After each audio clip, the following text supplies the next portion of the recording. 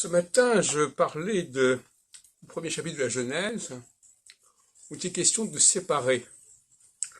Et le même mot apparaît 4 fois dans le même chapitre. C'est le mot lehavdil ou evdel, qui veut dire faire la différence, ça veut dire distinguer, discerner. Et je m'aperçois que cette capacité de discernement, de repérer un élément au sein d'un ensemble, est à la base même de l'astrologie et aussi, d'une certaine manière, de l'ethnologie judaïque. Je veux dire par là que si je dis par exemple que nous sommes sensibles, que certaines personnes sont sensibles au mouvement de Saturne, comment fait-on, comment font les gens pour repérer où se trouve Saturne et par où il passe? Ça demande une capacité particulière, d'autant plus que souvent on n'a pas besoin de connaître même l'astronomie, ni connaître même où se trouve Saturne réellement.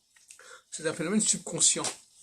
Subconsciemment, nous repérons, certaines personnes, certains parmi nous, repérons le facteur Saturne dans le ciel, parmi toutes sortes d'autres astres qui existent.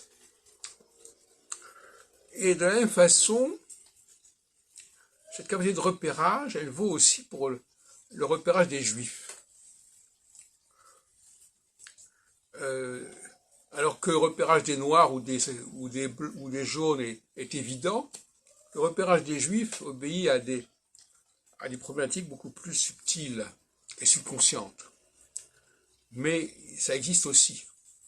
Donc de la même façon que certaines personnes repèrent parmi tous les astres, l'astre pertinent par excellence qui est Saturne, de la même façon, nous sommes capables, en tout cas certains d'entre nous sont capables de repérer qui est juif au sein d'un ensemble humain extrêmement diversifié.